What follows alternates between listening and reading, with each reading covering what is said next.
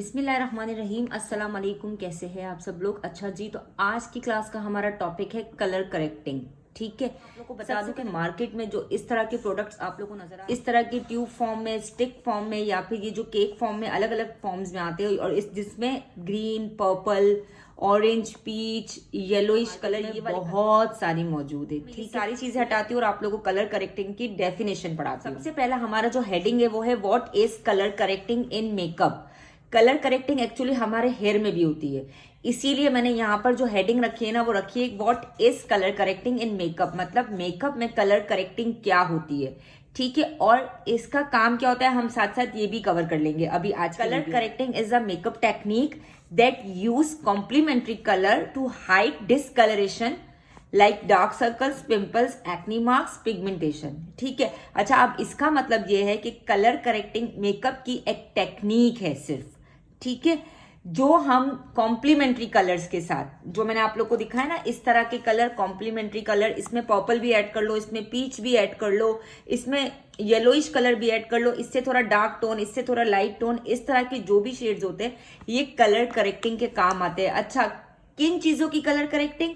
Dark circles, pimples, acne marks, pigmentation. मैं आपको अभी वो भी शो करती हूँ। अच्छा जी, तो ये देखिए सबसे पहले हमारा जो टॉपिक था वो ये था, देखिए डार्क सर्कल्स। मतलब कलर करेक्टिंग किन किन चीजों के लिए बहुत ज्यादा इंपॉर्टेंट और नेसेसरी हो जाती है वो है, इसमें सबसे पहले होता है डार्क सर्कल्स। इस तरह से अगर हमारी आंखों के इर्द गिर्द इस तरह से डार्क कलर में या डार्क ब्राउन में या लाइटर टोन में डार्क सर्कल्स होते हैं तो हमें कलर करेक्शन करना जरूरी हो जाता है। अच्छा, अब इस तरह के उसमें हम कैसा यूज करेंगे, इस तरह के उसमें हम कैसा यूज करेंगे ये हम आगे सीखते हैं।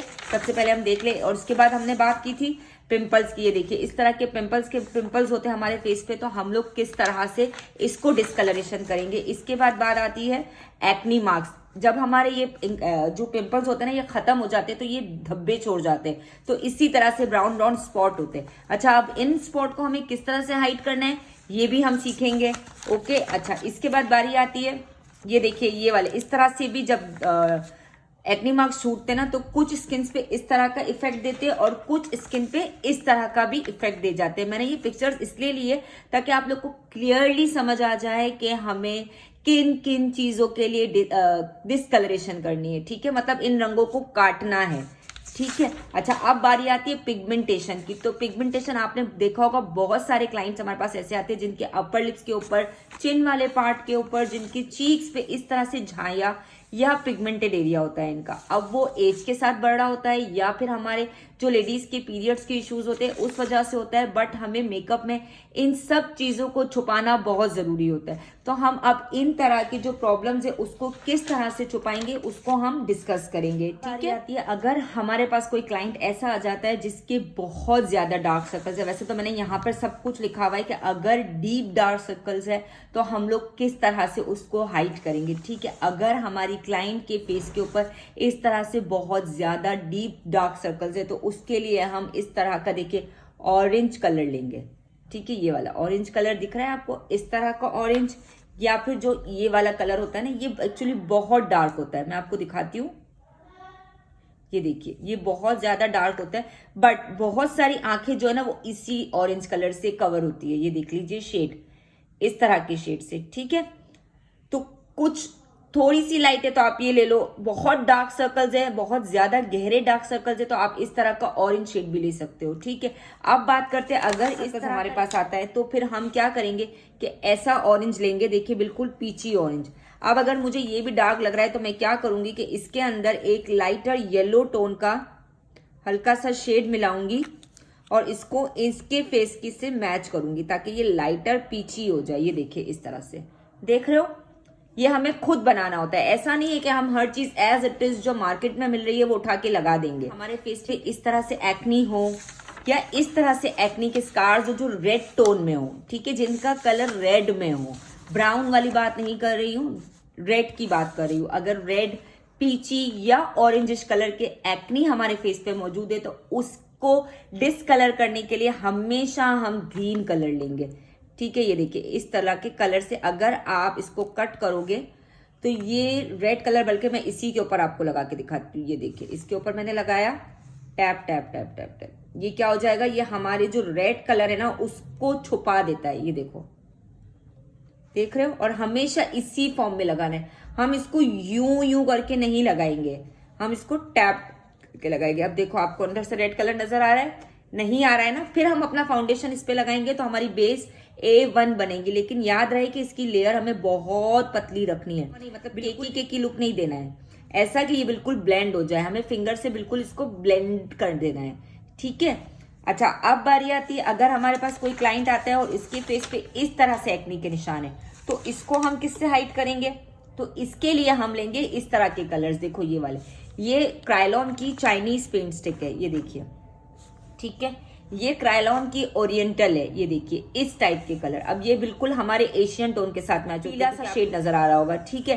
तो ये हमारे एशियन टोन्स पे 100% जाती है। जाती तो खैर ये भी है, लेकिन आप देखो इसमें आपको हल्का सा पिंकी पिंकी ऐसा नजर आ रहा होगा, क्योंकि इसके अंदर पिंक का शेड ज्यादा है, ठीक है। तो ये चाइनीज जो है ये बेस्ट होती है हमारे एशियन स्किन टोन्स के लिए। इसके अलावा अगर आपके पास क्रायलॉन की 36 नंबर है, तो इससे भी अगर कोई बहुत फेयर कॉम्प्लेक्शन का आ रहा है तो हम इससे भी उसका कलर करेक्शन आराम से कर सकते हैं इस तरह के स्पॉट्स पे, ठीक है। अब ये देखो इस तरह का, ये मैंने कंसीलर मंगाया था लेकिन ये बहुत डार्क शेड आ गया मेरे पास, फेजेट वालों का है, तो इसको भी मैं एज अ कलर करेक्टर ही यूज करती हूँ, ठीक है। क्योंकि कंसीलर हमेशा लाइट शेड में यूज किए जाते हैं, डार्क शेड में यूज नहीं किए जाते। और अगर हमारे पास ये दो कलर के भी शेड मौजूद है तो हम इससे अपनी पसंद का, मतलब अपनी क्लाइंट की जो स्किन है इसके हिसाब से हम खुद अपना कलर सेलेक्ट कर सकते हैं। हमने एक ड्रॉप ये लिया और बिल्कुल इसका बिल्कुल जरा सा यहाँ अलग किया, ये देखिए, साथ नहीं निकालेंगे कि अगर ज्यादा निकल गया तो मुश्किल हो जाएगी। ये देखिए ये लिया। अब हम इसके साथ थोड़ा सा ये लेंगे और इसको यहां मिक्स करेंगे, ये देखिए, ये देख रहे हैं आप। ये सब चीजें हमें खुद आनी चाहिए। अगर हमारे पास ये दो कलर के भी है ना तो भी इनफ है, हम खुद अपने अकॉर्डिंग टू शेड खुद भी बना सकते हैं, ठीक है, क्लाइंट की स्किन के हिसाब से। अगर क्लाइंट की स्किन इतनी ज्यादा डार्क है तो फिर हमें डार्कर टोन पे ही जाना पड़ेगा, जैसे चाइनीज से मैं इसकी पिगमेंटेशन करूंगी, ठीक है। और इसके ऊपर 36 का फाउंडेशन लगा दूंगी। फाउंडेशन किस तरह से सेलेक्ट करते वो इंशाल्लाह बाद की वीडियोज में देखेंगे, या फिर मैं इस तरह का बना के इसको मैं इस पिगमेंट के ऊपर लगा दूंगी। फाउंडेशन लगाने से पहले ऐसे टैप टैप करके, देख रहे हो आप, इस तरह से नहीं लगाऊंगी, ये गलत है, इस तरह से लगाऊंगी ऐसे, ठीक है। ये तो मैंने मिक्स किया है, लेकिन टैपिंग मेरी हमेशा ऐसे होगी ताकि मेरी जो है ना केक जो फाउंडेशन है ना वो केकी ना बने, ठीक है। और अगर मुझे थोड़ा सा फेयर कॉम्प्लेक्शन के लिए बनाना है तो मैं ज्यादा कलर ये लूंगी, एक पिंच ये लूंगी और यहाँ पे देखो इस तरह से बनाऊंगी, तो ये मेरा लाइटर टोन में बन जाएगा, देख रहे हो। तो ये हमें खुद मिक्सिंग करनी होती है अकॉर्डिंग टू क्लाइंट स्किन के हिसाब से इस तरह के पिगमेंट्स के लिए, ठीक है। अगर कोई फेयर कलर है और इसके ऊपर इस तरह के डार्कर स्पॉट्स है तो फिर मैं इस तरह का बना दूंगी। अगर इतनी डार्क स्किन आ रही है तो फिर मैं इस तरह का बना लूंगी। तो ये हमें स्किन टू स्किन सेलेक्ट करना होता है। तो ये फेयर कलर है ना, ये डार्क कलर है, ठीक है। तो इसके ऊपर हम इस तरह का ले लेंगे, इस वाले के ऊपर, और इस वाले के ऊपर हम इस तरह का ले लेंगे क्योंकि फाउंडेशन इस पे लाइट लगेगा, ठीक है।